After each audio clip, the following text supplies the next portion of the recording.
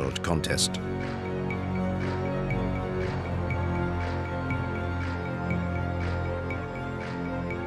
Each time he is out in public, he has the air of a man marveling in the discovery of a fabulous country that his parents built just for him. A country where he has a hand in just about everything. Drawing up plans for a new quarter of Pyongyang. Being a lifeguard for the youth of North Korea. Sampling the biscuits which will soon flood the regime's groceries. Overseeing the growth of the chicks on the state farms. And even acting as an advisor to the country's hair salons. Arduous days, but days where he can still find the time to try out the latest rides at the capital's amusement park. These absurd, amusing, but also terrifying images are the only ones we have to help us understand this young man, who is at the controls of a nuclear power. Kim Jong-un does not give interviews, so we have decided to go and meet those who know him best, in an attempt to draw a clear portrait of him.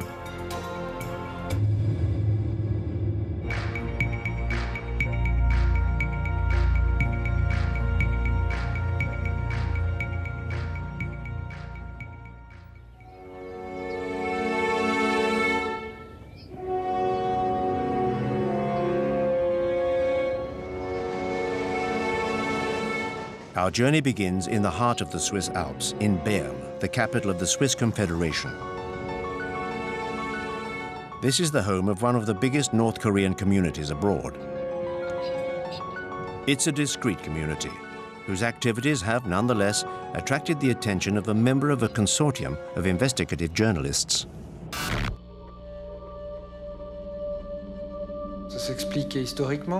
There is a historical explanation. Switzerland is a neutral country, a member of the United Nations in Geneva and other international bodies. And North Koreans have always had access to Switzerland with its peaceful side and its respect for privacy. Many famous people have sent their children to be educated here in Switzerland. These are probably the reasons that compelled Kim Jong-il to send his children to Switzerland.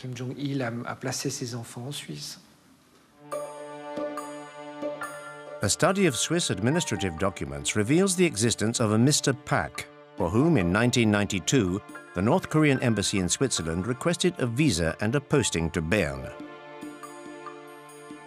The visa request bore the names of 3 children, Chol, Hun, and Mi Young.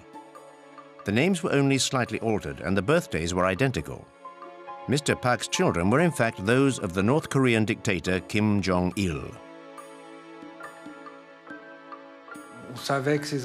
We knew the children were here, we knew their real identities, but it was not a problem for the Swiss authorities. It was even seen as a boon. Why? To maintain links with the country, which had already cut itself off from the rest of the world.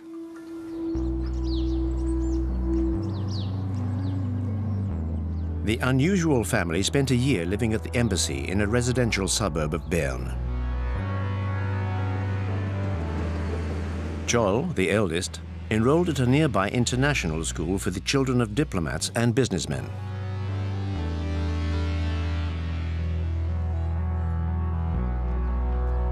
His brother, Hun, joined a state school in the town. He spoke German with his classmates. After a few difficult months, he was said to be a rowdy loner, but he finally made a handful of Swiss friends and settled into school life.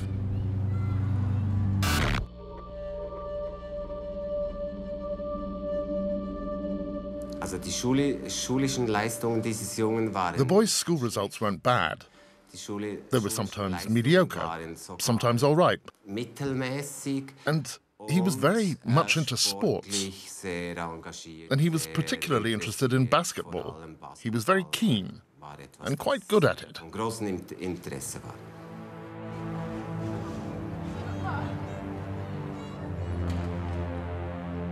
Around this time, the Pak family moved into an ordinary apartment near the school. Visitors were not welcome. But there were photos of the property on the estate agent's website, showing a standard middle-class family home. Living here meant the children could enjoy a free and easy life with their friends. They sometimes had lessons in Swiss democracy at school. They even got to visit the Swiss Parliament. And then, yes, he made friends. Some of them even told us that they were invited to his home to play Game Boy, etc. We also know that Kim Jong-un used to play basketball with his neighborhood friends, not necessarily of his own class, pretty much every evening. And that he was a perfectly pleasant kid, like all kids of his age. The pictures we have of Pak Hun are in sharp contrast with the images we have of Kim Jong-un. How can we be certain that this is the same man who spent his entire adolescence in Switzerland? Judicial identification experts compared the two images. Facial spacing, ears, teeth. There seemed to be no possible doubt. Added to which, another clue was unearthed by the Swiss Secret Service. A North Korean woman by the name of Ko Young-hee regularly arrived in Switzerland by private plane. The Swiss agents who tailed her suspected she was smuggling precious metals. But the truth was something else altogether.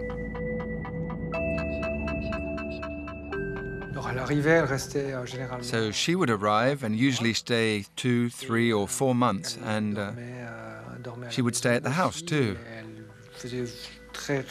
But she would also go off on regular shopping trips in the great capitals of Europe. Or there would be big family get-togethers. I was told about a family reunion which took place in a hotel at Interlaken, for instance, where the family rented out a whole wing of the hotel and met up there.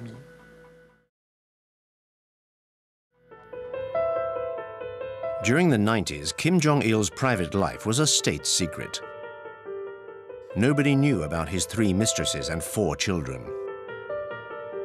And when his health started to deteriorate, North Korea's neighbors were worried about who would succeed him and what might happen if Kim Jong-il were to disappear suddenly. But within the Kim family's secretive bosom, the decision had long since been made. The eldest son, Kim Jong-nam, would have seemed to be the natural successor in the Confucian tradition, just as Kim Jong-il had inherited power from his father. But Kim Jong-nam had committed several gaffes, among them an embarrassing arrest in Tokyo with a fake passport. He had wanted to visit Disneyland with his family.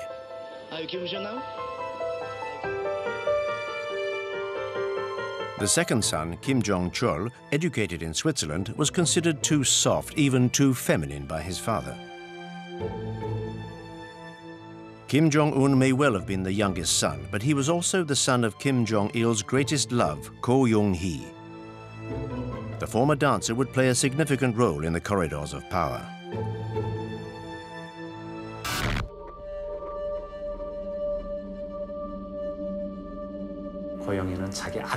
Ko Young-hee played an important part in ensuring that her son took over the reins of power. Kim Jong-nam, the eldest son, already had an important role in the country's hierarchy, with an elevated position at the General Bureau of Data Processing, where he specialized in communication networks. But since Kim Jong-un took control, Kim Jong-nam has found himself in an awkward position. He can no longer return to North Korea.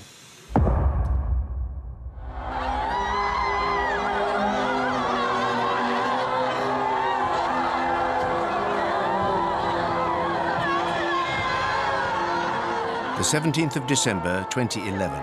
North Korea was in mourning.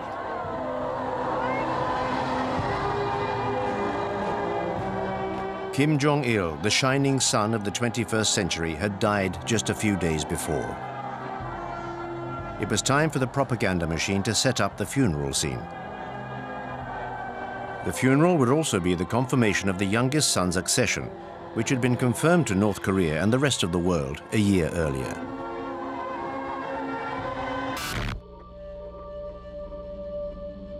Kim Jong-il was ruling the country, or basically had senior position in the country for quite some time before he became the leader, at least 10 years that he was involved. And Kim Jong-un, I think it all came very suddenly. The propaganda, they did a bit of going back and sort of trying to create a story about how he was being trained many years in advance. But that wasn't the case at all. I mean, The fact of the matter was that his father had the first stroke, and that's when they started becoming concerned about succession, and then he died quite suddenly. And I think the young fellow was not ready. There was a plan, I think, to have him become the next leader, but I imagine they were thinking 5, 10 years, not 1 year. And so, you know, I think it was very clear from the funeral and everything, you know, the way he looked and the way he was behaving, that he was in shock and not really ready to take over.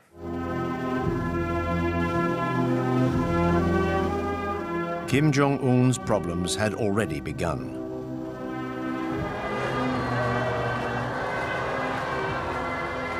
Did the aging generals gathered around his father's coffin see such a young leader in a favorable light? Kim Il-sung, the founder of the nation, staked his claim by leading the anti-Japanese guerrilla army during the Second World War. Kim Jong-il was the regime's second in command for 15 years or so, and then assumed power after 50 years. Kim Jong-un, however, was a mere 26 years old with no experience and no reputation to precede him. So in order to keep his grip on the reins of power, he embarked on a monstrous purge. The regime needed to be represented by a whole new generation. 북한의 worst period를 겪고 Today, Kim Jong-un needs to connect with people who remember the great famine from their childhood. 나라를 이끌어가야 되는 그런 지금 처지에 있죠. I believe it will be harder to maintain solidarity between the elite and the leader than it was for the two previous regimes. 응집력이라고 할까요? 유대 관계가. Things could be rather fraught, and so the power structure will be built on a foundation of differing interests and terror. 그다음에 이제 공포에 의한. You know, I think that there probably is a lot of internal churn there, because what seemed to be clear is that after Kim Jong-un did take power, he was trying to move some of the business concessions and the political power in the military that his father put there, right? His father believed in so-called military-first politics, and move it over to the party, or at least balance out the party and the military. All of the generals that were with Kim Jong-un by the hearse of his father in the funeral procession are all gone. None of them are left. And so very clearly he's wiped out a group and is trying to bring in a new group. The most prominent victim of the purge was just behind him during the funeral. His uncle, Jang Song-taek, married to Kim Jong-il's sister. Since the 70s, this member by marriage of the family had been at the very heart of power. His brothers were powerful generals. He himself had held a number of key posts in the armed forces and the economy. When Kim Jong-il's health first started to become a cause for concern, his name was mentioned as a potential successor, or at least as a regent to the dictator's young son. 2 years after coming to power, Kim Jong-un decided that his apprenticeship was over and had his uncle executed, along with most of his closest relatives. 굉장히 유능하고 For us, Jang Sang-tak was a very competent man. I worked with him. 부하들 잘 챙기고 He was funny and kind to his subordinates. 업무 He took good care of us and worked hard. Certainly the news of his arrest and then his execution were quite surprising to many of us who study this country. But I think what was the most surprising was the written statement that came out explaining why he had been killed. You know, in the past in North Korea, when these sorts of things happen, they happen very quietly. It's a car accident or it's a sickness, and there's really not much explanation given. But in this case, you know, a very clear explanation, in many ways exposing vulnerabilities inside of North Korea. The charge sheet accused Jang Sang-taek of wanting to overthrow the regime. This was a tacit admission of a struggle at the heart of the power structure. He was also accused of being an unfaithful husband and a corrupt communist. And rumors of his fondness for young girls were confirmed by the official press.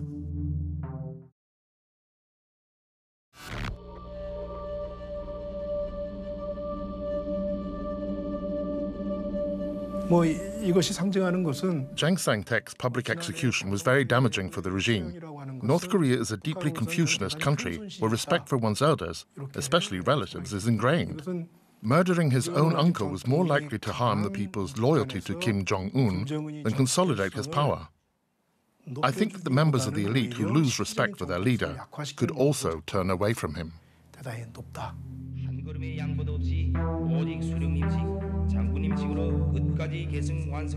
In order for his accession to power to succeed, Kim Jong-un decided to use terror to subdue the regime's old guard.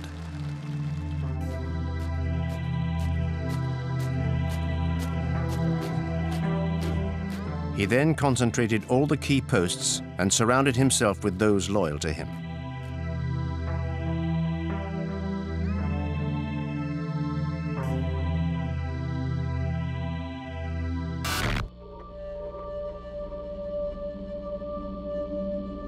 I think that Kim Jong-un is in charge. I don't think that there are puppets behind him because I think the system is designed to only have one person in charge. And so, and everybody must demonstrate their personal loyalty to him in order to survive.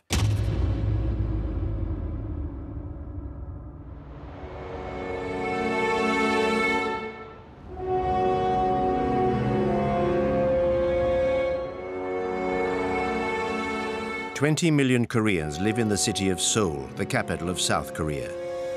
20 million people more obsessed with their own success than with Kim Jong-un. However, closer scrutiny reveals that the whole city is ready for war. The military's control over the city makes it an impregnable citadel. A vast underground network was conceived as a shelter from any attack by the North.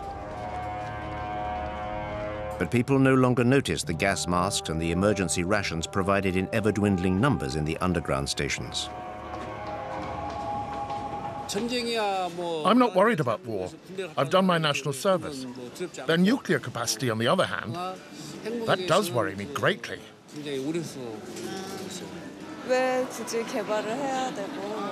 I don't understand why he wants to develop nuclear weapons.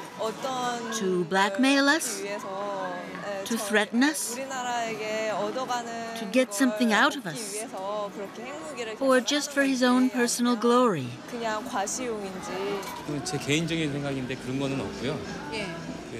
I'm not really afraid of war.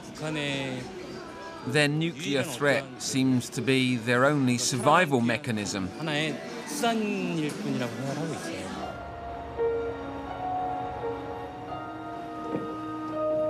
The North Korean border is only 30 kilometers away.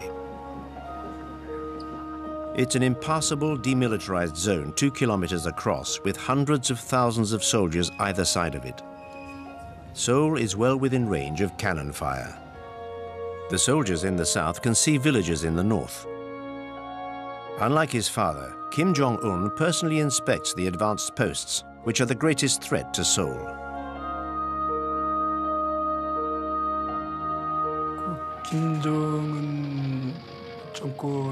The main difference that was felt in the early days of the Kim Jong-un era was that he seemed much more belligerent and hostile than Kim Jong-il. This was particularly noticeable in his military policy. It was very public. He didn't try to hide it. He stressed the importance of operations designed for a potential confrontation with South Korea. He increasingly put his armed forces on a war footing. This approach was illustrated by the training and exercises that the North Koreans were subjected to.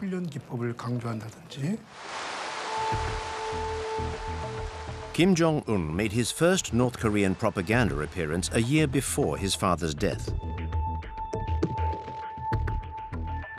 He was made a 4-star general, signifying his arrival at the heart of power. In North Korea, power means first and foremost the army. I believe that he attended, for a period of time, perhaps maybe 6 months, one of the military academies. They have given him some titles, and of course, he, you know, the way that they're creating the myth is that he planned the Chonun sinking and the shelling of YP-do. So I don't believe he has any credible military experience, but I think that they are trying to create that myth.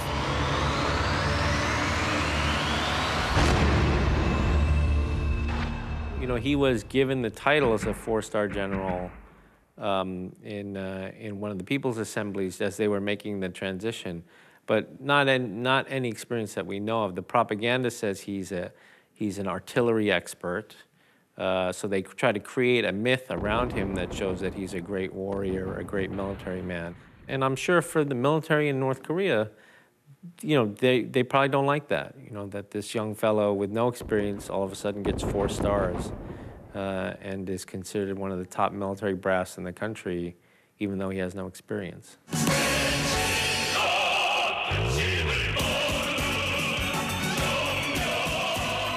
The North Korean army consists of over 1 million men and 6 million reservists. Morale-boosting inspections of all units is a daily obligation for the great leader.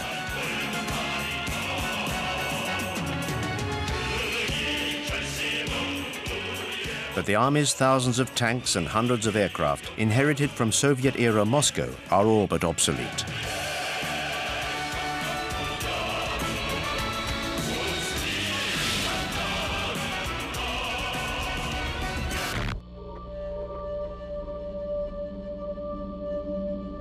Pyongyang, and so 90 miles, 20 miles to the border with the DMZ, you don't need such conventional, sophisticated weaponry. You need the manpower, the multiple rocket launchers. I mean, within 90 minutes, it could be a disaster. So, and then there's also the asymmetrical side. I mean, we're looking at the military in the conventional sense, with conventional weapons, and then we're saying, oh, the priority's been the missile and the nuclear program, absolutely. But there's also asymmetrical warfare, looking at other capabilities, like cyber capabilities and what have you. And elements of weapons of mass destruction. It's not only nuclear, but you've got biological programs, you've got chemical programs. So I think this is a government that has invested heavily in their military, but it doesn't always come across in their conventional military capabilities. It's a myriad of capabilities. And some of them are very potent.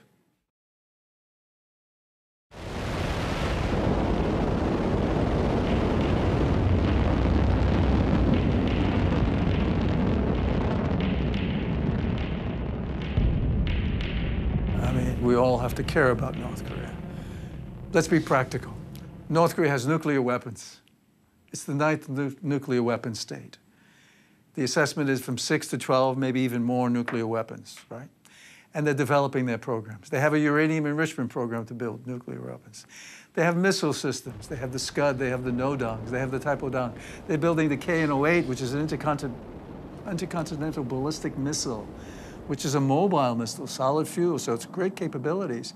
So North Korea is persisting with their nuclear program, their missile program, and the prospects of proliferating some of that, selling some of that material.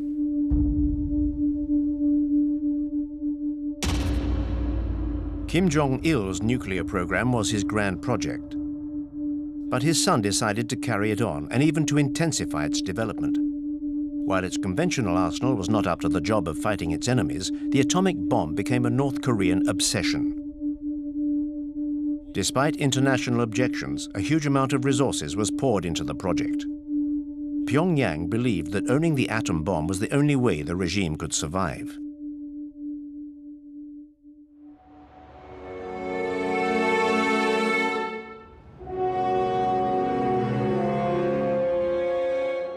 It is the only deterrent to its great enemy, the USA, with whom it was at war during the 1950s. Washington perfectly well understands the relationship between the superpower and the